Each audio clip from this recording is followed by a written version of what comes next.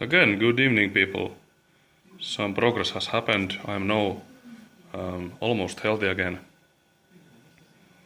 I've gotten over the cold finally, and as you can see, I am working on my compressor at the moment. And I moved it to its final place, final for now. I think it's gonna spend quite a while in this spot. And then I cleaned the air filter, which is right here, and it was pretty dirty. So I'm glad I took it apart and cleaned it. And then there's a little air reservoir right there, and I drained all the water from it. And I also drained water from this main tank. And maybe you can remember when I still had this tank on my truck bed. Actually, it wasn't on the bed yet, it was still hanging from the crane. I tried to open the valve right here, but no water was coming through, and I wondered why. And some of you thought maybe it was frozen. And yes, it was frozen, because now about 1 liter of water came out. So this is how the compressor looks inside, and remember, this is a compressor that I got for free for maybe like 2 or 3 years ago, and I have a series of videos about repairing this. And what was wrong with it, the motor bearings were dead, and maybe there was a little bit of an electric issue also. Here's the brain box of the machine. But I didn't quite figure out what the problem was until it started working on itself, which is very weird. And then I also replaced the oil, and now there's plenty of it. Okay, I'll now shut this right here. And this compressor has 3200 hours. Not quite sure if that's much or not. So if any of you know, please let me know. For how long do these compressors usually run before they need to be replaced? But this compressor is running like mint, no issues at all. And by the way, here you can see the badge, built in 2005. So it's 4 kilowatts, 12 bars, and what's the flow? It doesn't say the flow. That's weird, but you can find it online on Google. So as you can see, this is not actually a screw compressor, which I thought it would be, but it's actually just a reciprocating compressor in a box that's air and vibration dampened. So it actually runs very, very quiet. But I still have it in a remote room to save space. And I set up some electronics, new wires for it. Here's a made in Germany plug, and it's also got one Schuko right here. And I still have to attach this wire a little bit better.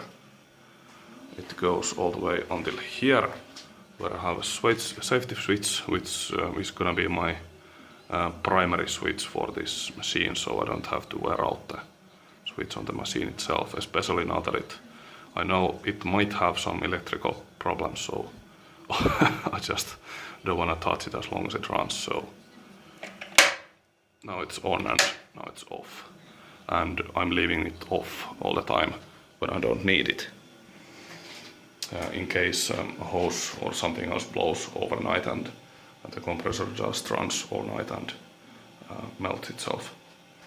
And at the moment I've got some pressure in the tank. It's about 8 bars or 120 psi, which is almost the maximum pressure that I'm gonna use. I think it's about, it goes to almost 9 bars until it stops, even though it could go all the way to 12 bars. I mean, the compressor could go, but but it seems like the tank will only hold 11 bars. And I got some nice beefy rubber hose, 19mm ID or 3/4 inch inside diameter hose. It's pretty nice. And I got 2 clamps everywhere because I have seen a hose like this coming off and making quite a bit of sound. So I don't want that to happen. And I just made most of these connections using parts that I had.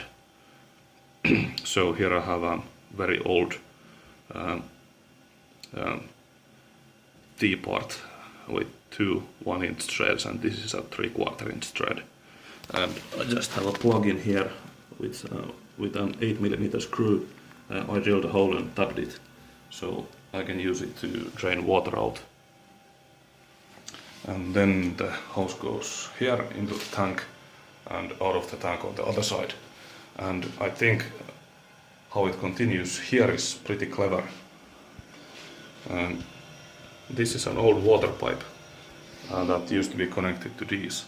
And actually I also had a water pump in here, but I don't need it anymore, and I also don't need these pipes anymore. So I just plugged them and removed what I could.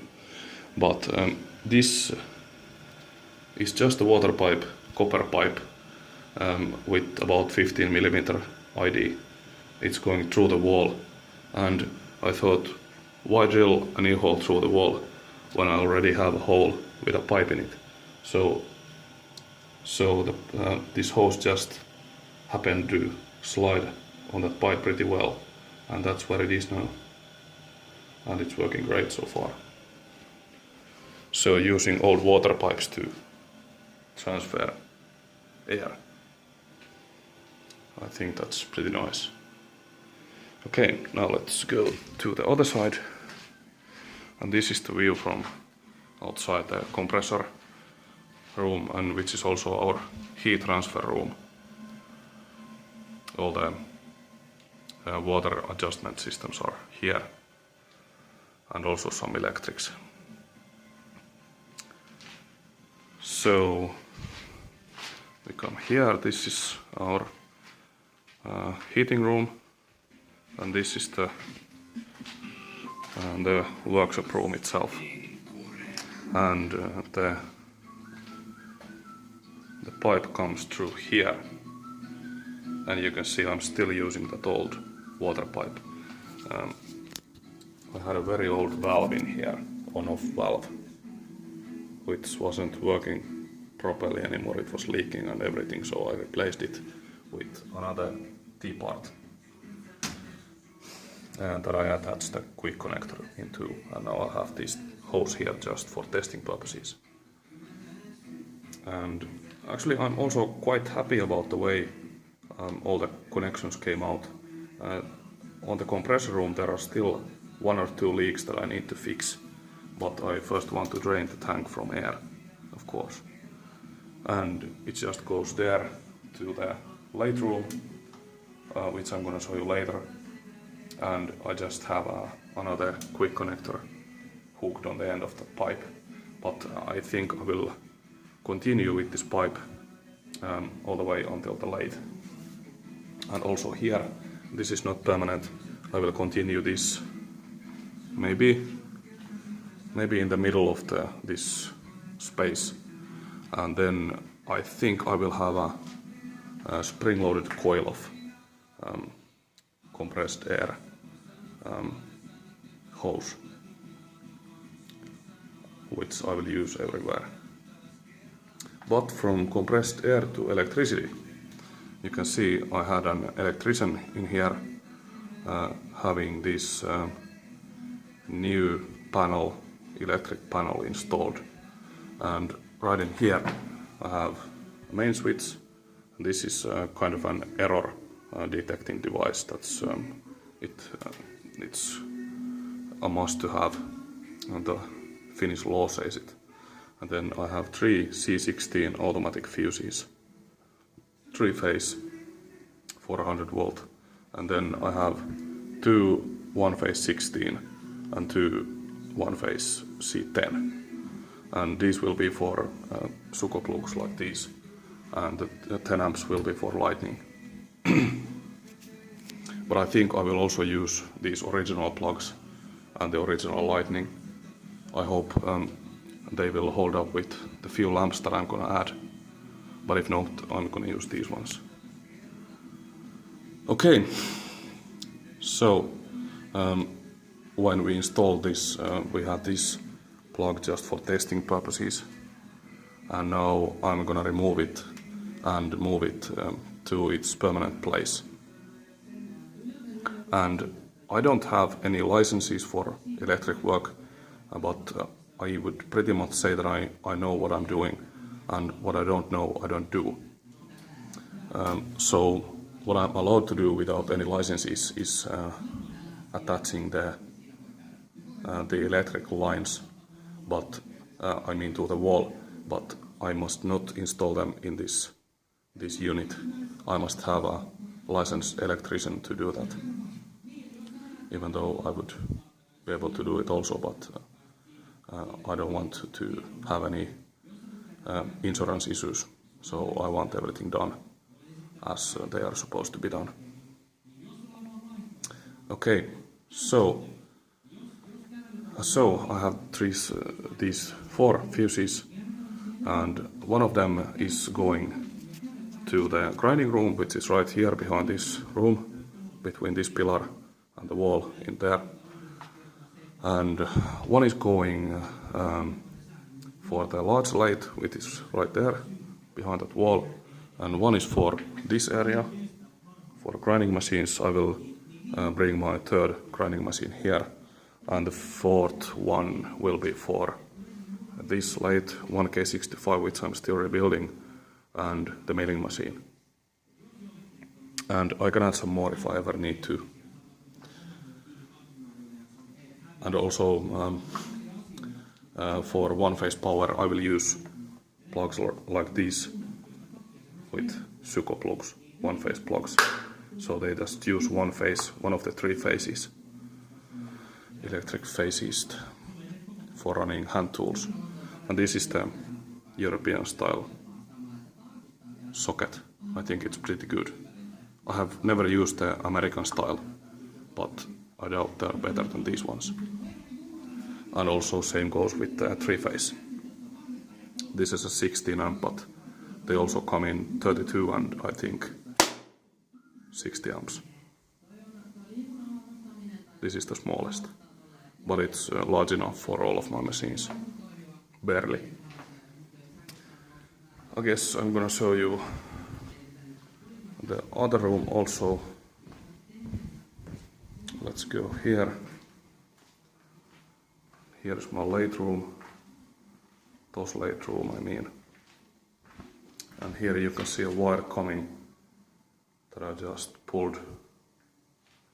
And actually the socket that you saw hanging in the air, I'm gonna attach maybe here. So that's gonna be the power source for my lathe. And this is the wire for it. And this same wire will also continue all the way to around that lamp, and then it's gonna go through the wall for the 1K65 lathe. Actually no. This is the only thing that I'm gonna connect here.